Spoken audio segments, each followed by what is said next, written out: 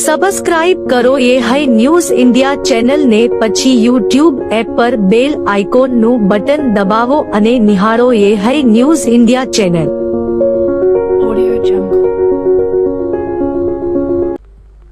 બનાસકાંઠા જિલ્લાના વાવ તાલુકાના બાલુંત્રી ગામમાં ભારે વરસાદને કારણે પાણી ભરાઈ જવાથી પરિસ્થિતિ ગંભીર બની છે।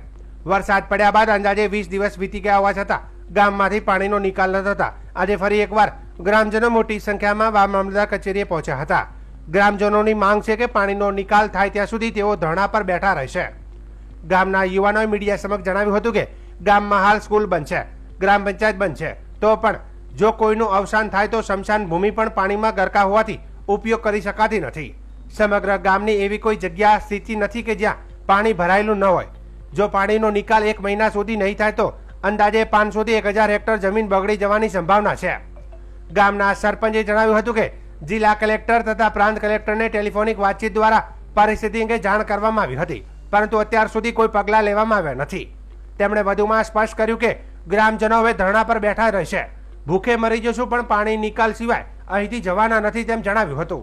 મારું નામ ઋષિ વીરભણ, બાલુંત્રી માજી સરપંચ। અમારા ગામમાં છોકરાને ભણવાની તકલીફ પહેલી છોકરાને નથી શેમમાંથી આવી શકતો। નિશાળમાં આવી જ નથી શકતો। શેમમાં અત્યારે ખેતી આ નેરે આવી એટલે બધા ખેતરમાં રહેવા જ્યાં છે, ખેતરમાં રહેવા જ્યાં એના કારણથી કોઈ છોકરો ભણવા નથી આવી ગયો। પછી દૂધ ડેરીમાં ભરાવી નથી શકતો। પછી અમારો માલ છે ખેતરમાં છે, એ માલ ખૂંટેથી બીજે ખૂંટે જાય જ નથી શકતો, જમીનમાં ઉતરી જાય છે માલ। અમારો માલ જમીન ઉતરે છે। તો અમે કાલે પ્રાંત સાહેબને કીધું એટલે કે કાલે 5 વાગે હું મામલતદારમાં તમે આવો, એટલે અમે મામલતદારમાં આવ્યા। મામલતદારમાં એટલે કે કાલે તમે હવે કરી દો, કાલે 10 વાગે તમારું તૂટી જાય છે। તો અમે 10 વાગે અમે અહીંયા ગયા તો અહીંયા તો કોઈ હતું જ નહીં। તો અમે ફેરી અહીંયા જઈને પાછા શંકરભાઈ કને ગયા। શંકરભાઈ કને મેં કે હું ફોન કરો છો મામલતદાર સાહેબને, તો તમે કે મામલતદાર સાહેબ કને જાજો। એટલે અમે મામલતદાર સાહેબે અહીંયા જ્યાં કાલે તો કોઈ નતું, એટલે અમે અહીંયા હોય એટલે અમારો કોઈ આરો નથી। આજ હવે મને ધીને લે કા ન લે, અમારે હવે છોકરાને બૈરણનો બધો જ્યાં મોય ખાડીમાં, અમારી જ્યાં ખાડીમાં શું કરવું? મામલતદારે કીધું કે હવે તમે બને જાઓ।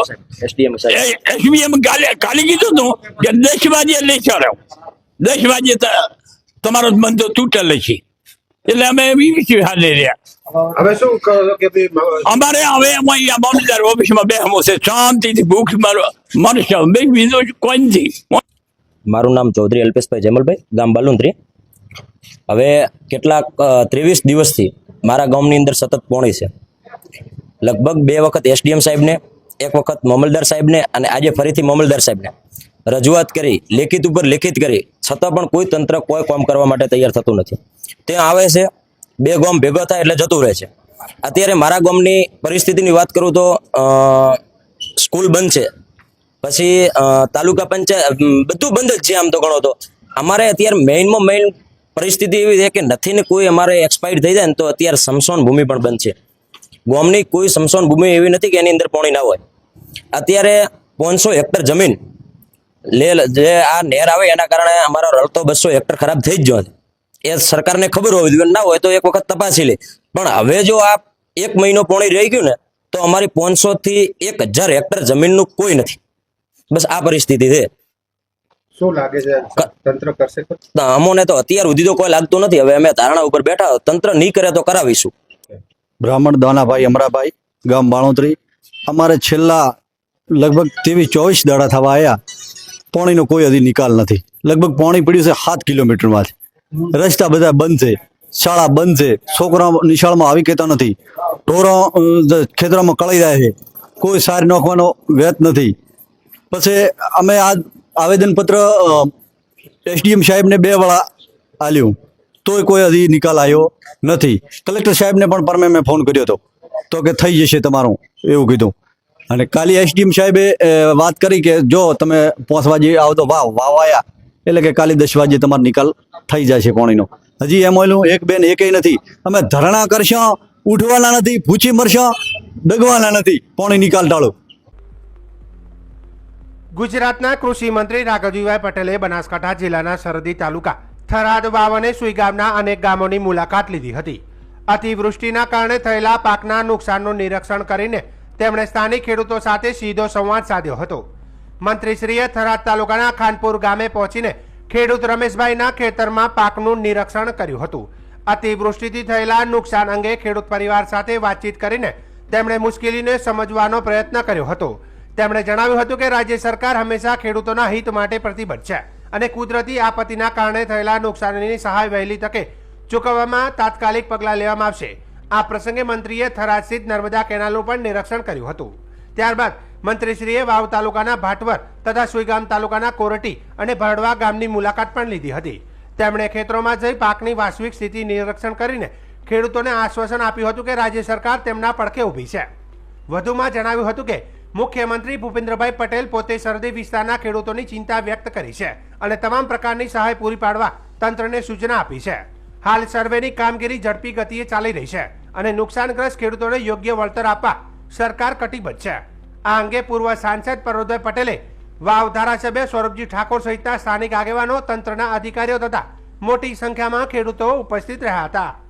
આજે બનાસકાંઠા અને પાટણ જિલ્લામાં અતિવૃષ્ટિના કારણે ખેતીવાડીના પાકોને જે નુકસાન થયું છે એનું જાત નિરીક્ષણ કરવા હું અને અમારા ખેતીવાડી ખાતાના અધિકારીઓ અત્રે આવ્યા છીએ. ખાનપુર, ભાટવર, કોરેટી, ભરડવા અને સુઈગામ સુધીના ગામોની મુલાકાત લીધી. ખેડૂતોને મળ્યા, ગામ લોકોને મળ્યા, ખેડૂતોના ખેતરોમાં જે નુકસાની હતી નજરે નિહાળી અને પશુપાલકોના રજૂઆતો પણ સાંભળી. અમારી મુલાકાતના અંતે અમને એવું લાગે છે કે વ્યાપક પ્રમાણમાં પશુધનની હાનિ થઈ છે.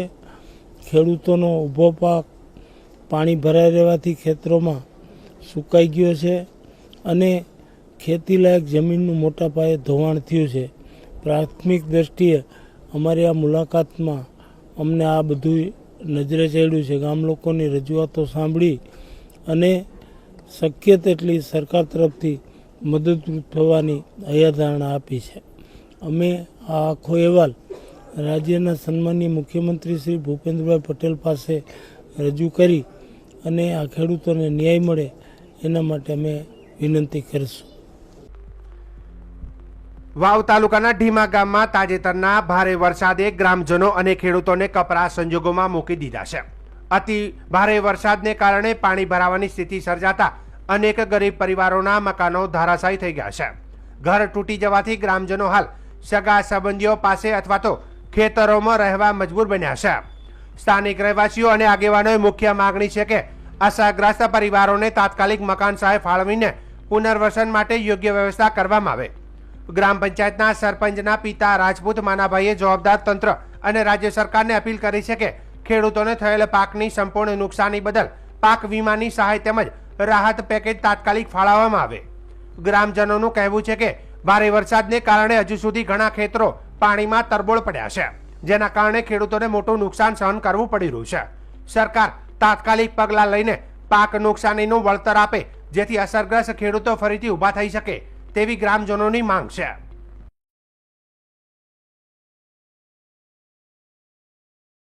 હું રાયચંદભાઈ ઠાકોરવાસનો સભ્ય છું 11 વોર્ડનો પંચાયતનો, અને અમારા વોર્ડમાં બધે અધિકારીઓ બધા તપાસ કરાયો છે અને હજી રેને મળવા લાયક તો કોઈ મળ્યું નથી. આવા અમારામાં બધા દર્શાઈ થઈ ગયા છે મકાન, અને ઊંચાણના વિસ્તારમાં માલ સામાન લઈ અને ખેતરામાં ઊંચાણ રહેવા જ્યાં જાતા રહ્યા છે એવી હાલત મારી છે, ખૂબ ખરાબ.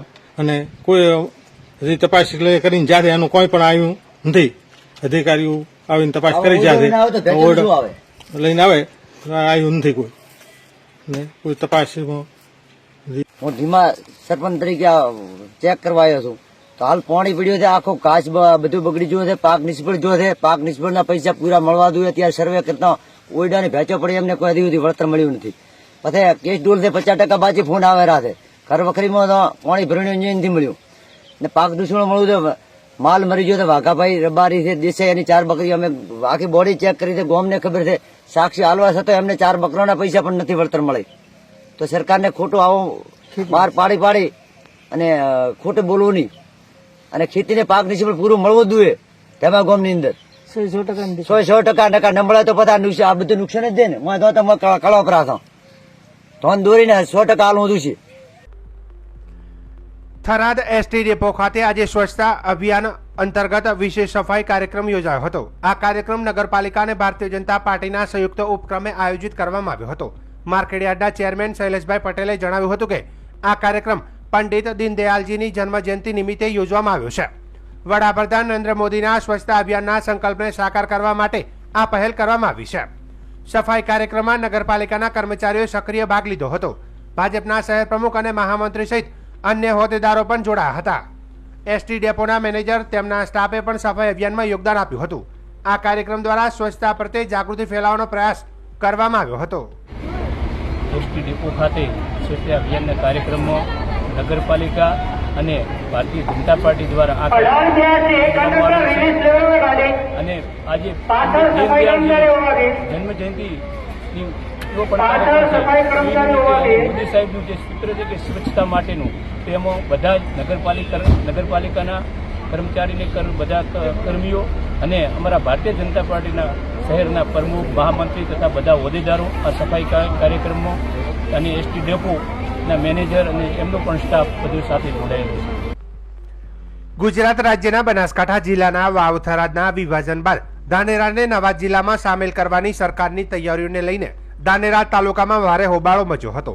તાલુકાના નાગરિકો, રાજકીય પક્ષો તથા વિવિધ સંસ્થાઓ આ નિર્ણયનો વિરોધ કરતા રેલી, વિરોધ કાર્યક્રમો અને આંદોલનની ચીમકી આપી હતી. તમામને સ્પષ્ટ અભિપ્રાય હતો કે ધાનેરો તાલુકો બનાસકાંઠામાં જ રહેવો જોઈએ.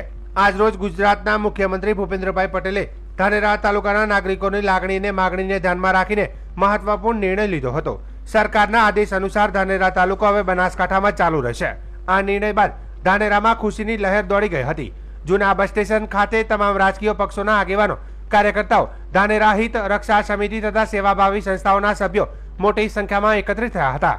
ફટાકડા ફોડીને ઢોલ નગારા સાથે નૃત્ય કરીને લોકોએ આનંદ વ્યક્ત કર્યો હતો. આ પ્રસંગે ધાનેરાના ધારાસભ્ય માવજીભાઈ દેસાઈ, કોંગ્રેસના પૂર્વ ધારાસભ્ય નથાભાઈ પટેલ, ડામર રાજગોર, રક્ષા સમિતિના પ્રમુખ રાવલભાઈ, ભારતીય જનતા પાર્ટીના શહેર પ્રમુખ તરુણભાઈ મોદી, મહામંત્રી રાજુભાઈ ત્રિવેદી, જેવી રાજપૂત, અનિલભાઈ રાઠોડ સહિત તાલુકાના હોદ્દેદારો અને સેંકડો કાર્યકર્તાઓ હાજર રહ્યા હતા. સ્થાનિક આગેવાનો અને નાગરિકોએ સરકારનો આભાર માન્યો હતો અને જણાવ્યું હતું કે આ નિર્ણયથી ધાનેરાના હિતો જળવાઈ રહ્યા છે તથા બનાસકાંઠા જિલ્લાના વિકાસમાં તાલુકાનું યોગદાન યથાવત રહેશે તેમ જણાવ્યું હતું. અને થરાદ વાવમાંથી બનાસકાંઠામાં જે માંગણીને જોડી છે એ બદલ સરકાર શ્રીનો ખૂબ ખૂબ આભાર માનું છું. સાથે સાથે અહીંની જે પ્રજાજનો છે એ પ્રજાજનો પણ એમનો એક અવાજ થઈ અને બુલંદ અવાજથી જ્યારે બોલાયા ત્યારે ભેગા થયા અને એક આગેવાની તરીકે લઈ અને જે કામ કર્યું છે એનું જે પરિણામ છે એ ખાતે તાળી પડતી હતી. બધા જ સમાજ હિત રક્ષક સમિતિના અનુસંધાનમાં પક્ષાપક્ષીથી દૂર રહી અને પ્રજાનું હિત ક્યાં છે એમાં એની પ્રજાએ કોઠાસૂઝ બતાવી છે એ બધાને ધાનેરા તાલુકાની પ્રજાનો પણ ખૂબ આભાર છું. અને સરકાર ખરીએ પણ જે કંઈ આપણી વાતની સાંભળી અને આપણને જે કંઈ આપ્યું છે એ બદલ ખૂબ પણ સરકારનો હું આભાર માનું છું. સાથે તે તાલુકાને અકબંધ રાખ્યો છે. થોડી અમારા જવાબદાર હતી કે અમને કંઈ રાહમાં મૂકી છે એટલે માવજીભાઈ એમનો હાથ કાઢીને નીકળી જાય છે હિત રક્ષક હાથ કાઢીને નીકળી છે પણ એ બધું નીકળે એટલે એમનો બેનો આભાર.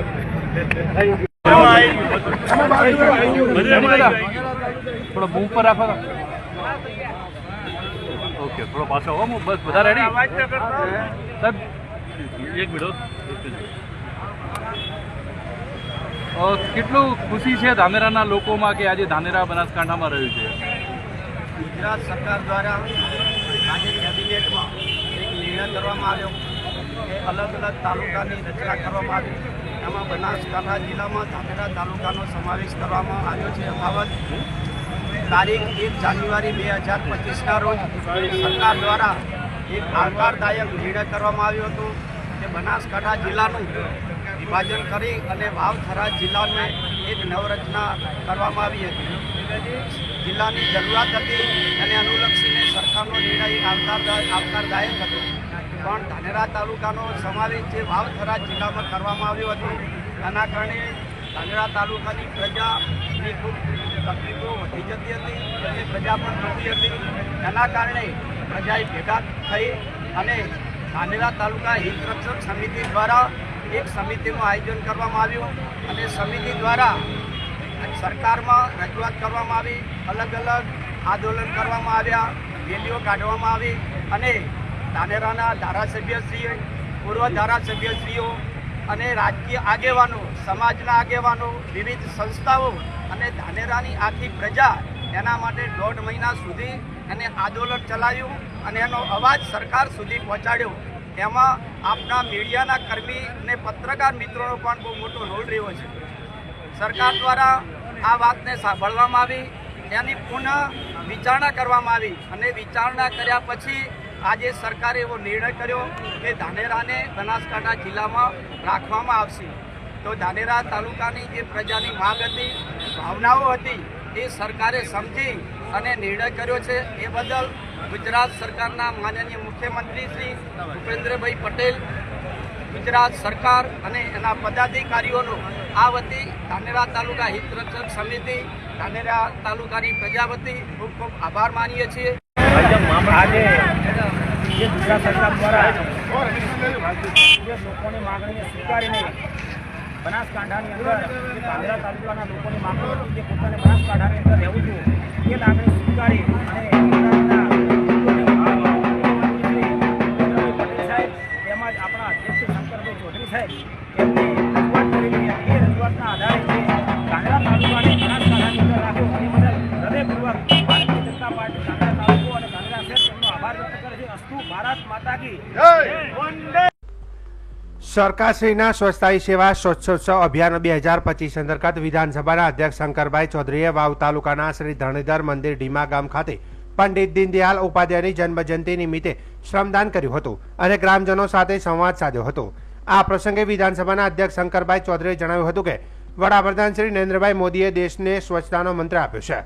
વડાપ્રધાનના જન્મદિવસને લઈને 2 ઓક્ટોબર એટલે કે મહાત્મા ગાંધીના જન્મદિવસ સુધી સમગ્ર દેશમાં વિવિધ સેવાકીય પ્રવૃત્તિઓ ચાલી રહી છે. પૂજ્ય મહાત્મા ગાંધીના સ્વચ્છ ભારતના સ્વપ્નને આગળ વધારીને ત્યાં સ્વચ્છતા ત્યાં પ્રભુતાના સૂત્ર સાથે સૌ કોઈએ અભિયાન જોડાયું છે. સ્વચ્છતા માટેનું માધ્યમ પ્રજા બને અને પ્રજા પોતે સ્વચ્છતા માટેનો સ્વભાવ બનાવે તે જરૂરી છે. અધ્યક્ષશ્રીએ ધીમા ખાતે ભગવાન ધરણીધરના દર્શન કરીને વિસ્તારની સુખાકારી માટે પ્રાર્થના કરી હતી. અધ્યક્ષ શંકરભાઈ ચૌધરીએ જણાવ્યું હતું કે સરહદી વિસ્તાર માટે ઐતિહાસિક દિવસે રાજ્ય સરકારે ધરણીધર ધામને તાલુકા તરીકે જાહેર કરીને સ્થાનિક જનતાની વર્ષોની માગણીને પૂર્ણ કરી છે.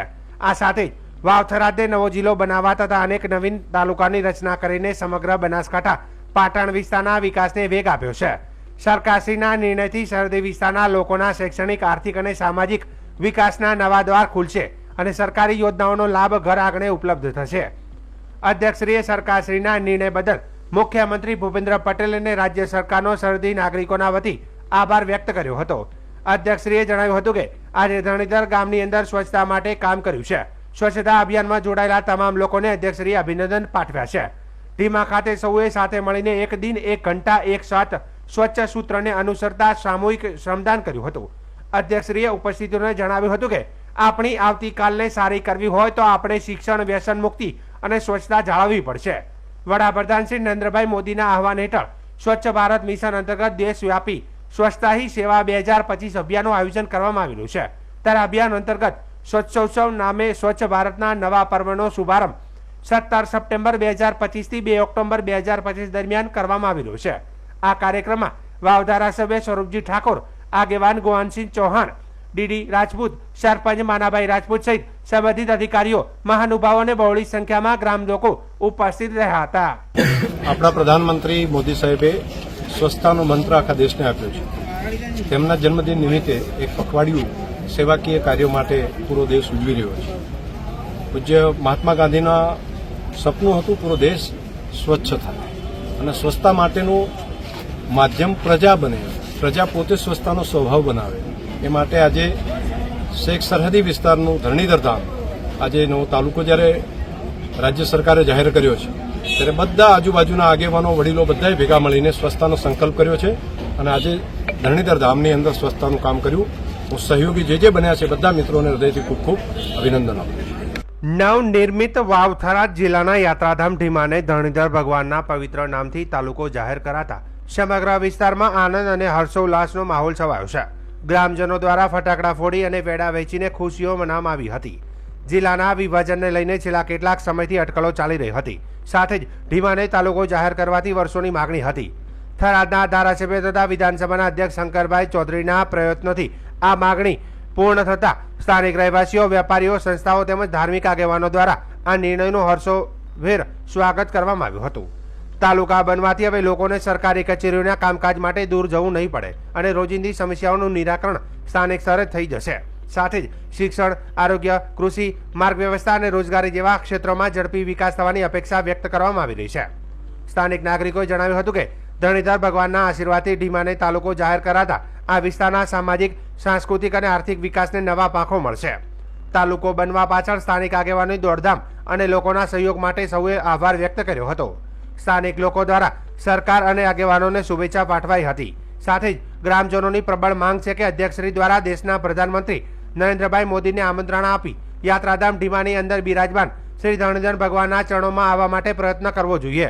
ઢીમા તાલુકો જાહેર થતા હવે આ વિસ્તાર એક યાત્રાધામ તરીકે નવી ઓળખ સાથે વિકાસના નવા યુગમાં પ્રવેશ કરશે તેવી આશા વ્યક્ત કરવામાં આવી રહી છે. આજે અમારે ધરણીધર તાલુકો બનાવ્યો એ બદલ ઢીમા ગામના બધા ખુશી છે. વિધાનસભાના અધ્યક્ષ સાહેબ શંકરભાઈ ચૌધરી સાહેબે બનાવ્યો, એમની સરકારે બનાવ્યો, એમના મુખ્યમંત્રીને બધાને અમે આભાર માનું છું. અમને એટલી બધી ખુશી છે આજે કે કોઈ પાર રહ્યો નથી. બધા પબ્લિક ખુશ છીએ કે અમારા અધ્યક્ષ સાહેબે અમારા ઢીમાને ધરણીધર તાલુકો બનાવ્યો એ બદલ એમનો આભાર. હું ઢીમા ગામમાંથી માનનીય અધ્યક્ષ સાહેબનો ખૂબ ખૂબ આભાર માનું છું કે અમારું ઢીમા ગામ ધરણીધર ભગવાનનું ધામ, મિની અંબાજી તરીકે પ્રખ્યાત જે ધરણીધરનું ધામ આવેલ છે અને ઢીમા ગામમાં જે આજ રોજ અમારે તાલુકો ધરણીધર નામથી જાહેર કરેલ છે, હું અધ્યક્ષ સાહેબનો દિલથી આભાર માનું છું. ગામ વતી પણ આપને ખૂબ ખૂબ અભિનંદન આપ. બનાસકાંઠા જિલ્લામાંથી વિભાજન બાદ નવા વાવ થરાદ જિલ્લાની રચના કરવામાં આવી છે.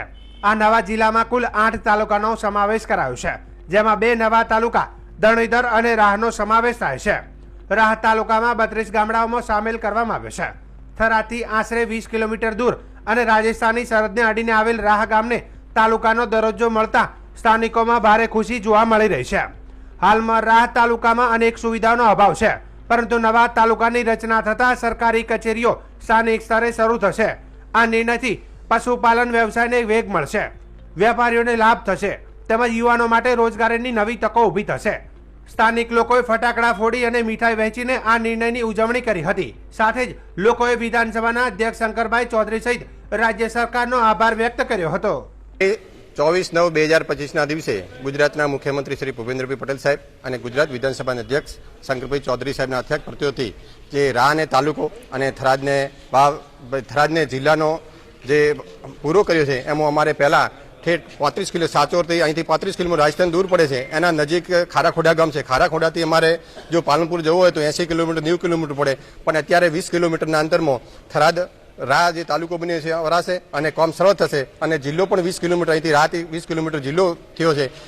એ માટે પણ આપણે જે ખેડૂતોને પૂરતો લાભ મળશે તે બદલ સાહેબશ્રીનો ખૂબ ખૂબ આભાર.